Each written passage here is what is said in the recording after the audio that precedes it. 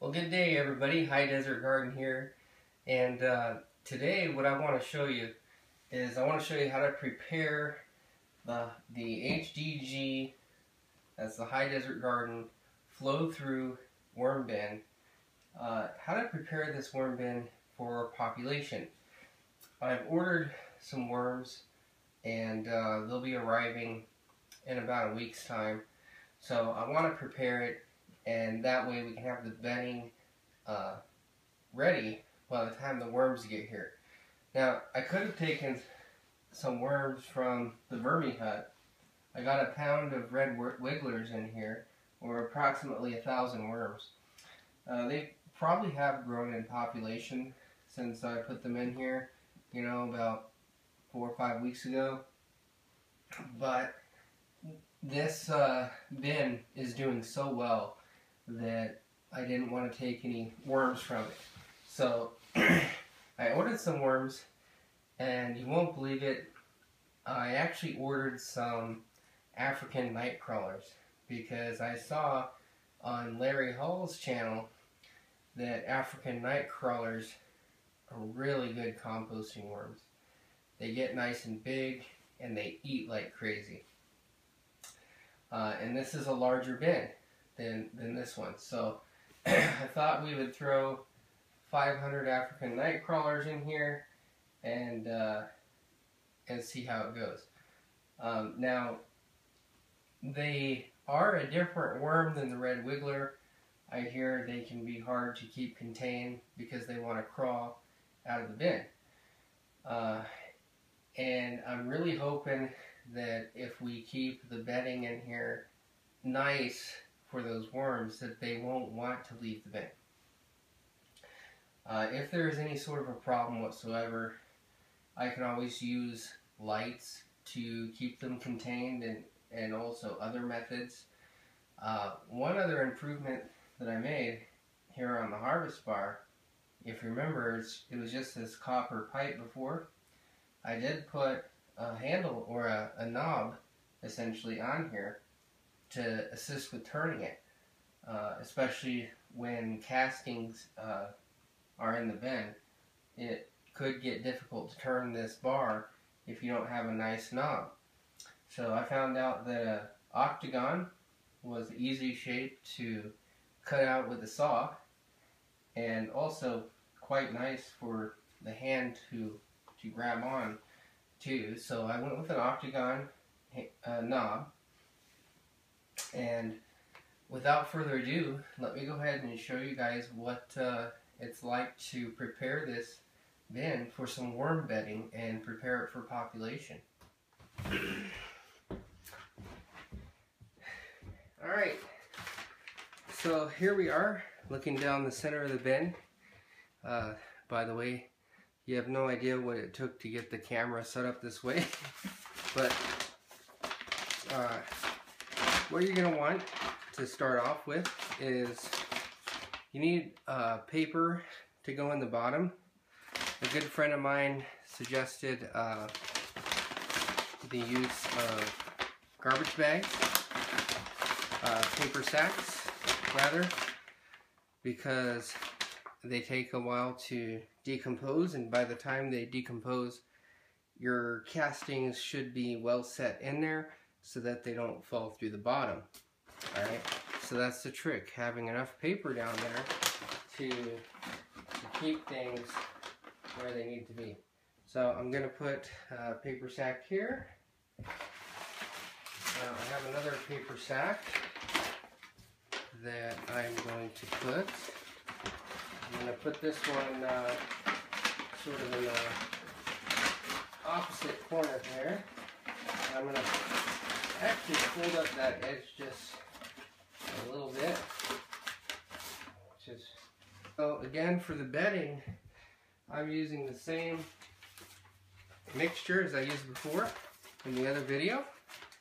If you haven't seen it, check it out. But essentially what it is, so 1 part peat moss, 1 part compost. So 50-50 mix of peat moss and compost that I made myself. Let's do that. Let's make sure, open open this sack up and push the sides out like that. There we go. Yeah. I'm pretty happy with that. We'll just set this back in here where it was before.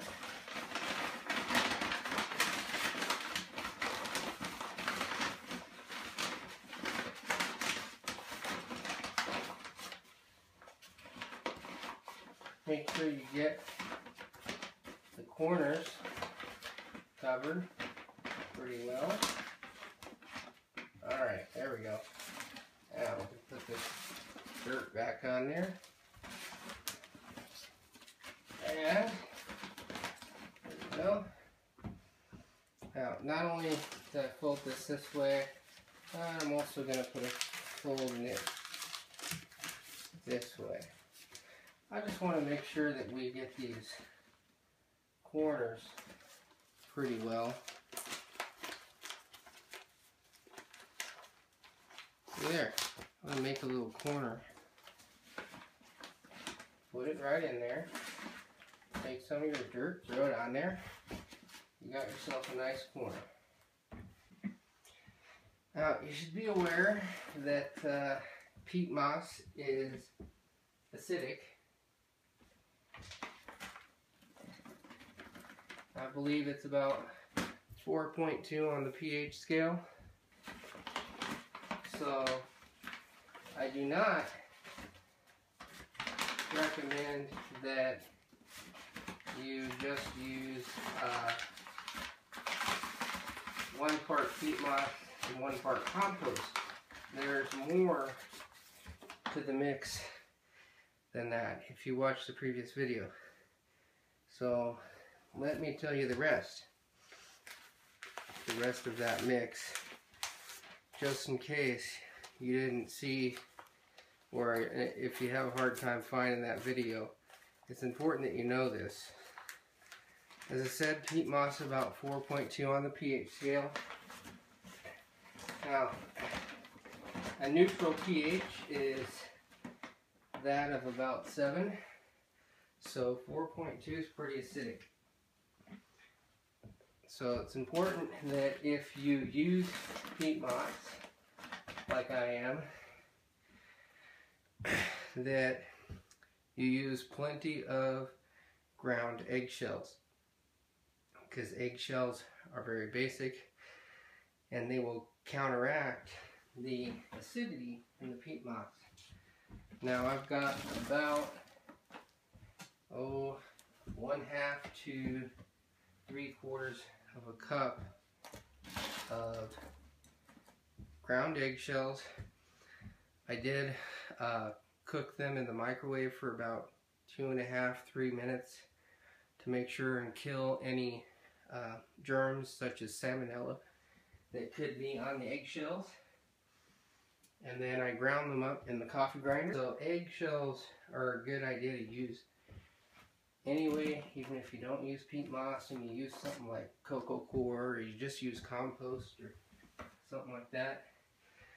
I recommend you don't use straight compost because it'll compact. You need something that will keep your bedding fluffy, such as peat moss, cocoa coir. A lot of people will use shredded newspaper as their bedding, and that's all they'll use. I don't like to do that. I like to think my worms are happier with some real dirt. Just remember, it's got to be light and fluffy.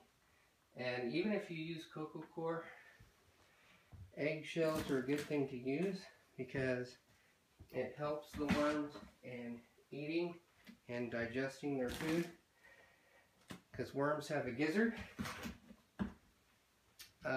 In addition to the eggshells, I use coffee grounds. Coffee grounds are gritty. They help the worms digest food as well. Um, worms love coffee grounds, so I highly recommend coffee grounds. So in this bedding I have compost, peat moss, eggshells, about 4 ounces of Gaia green glacial rock dust. I do not recommend azomite, as azomite is a man-made ground up rock, and the glacial rock dust is just that. Rock dust that was left behind by a glacier. As the worms turn this into castings, it will become quite clumpy, I guess is the right word you might use, and it'll actually hold in place there. So I will, once the worms eat this down pretty well, I will add a couple more inches of bedding, which is more of this soil mixture,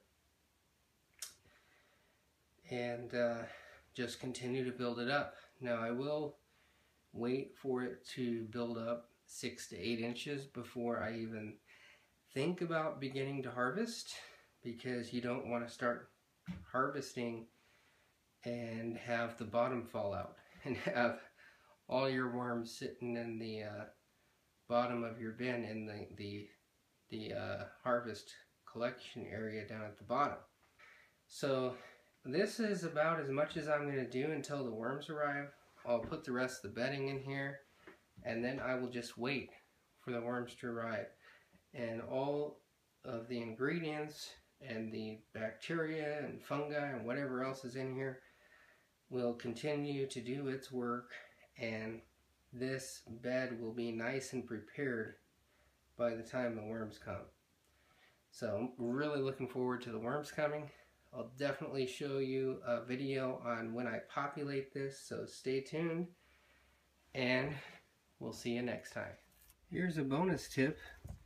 A lot of people will use shredded newspaper or whole newspapers to hold the moisture in their bedding.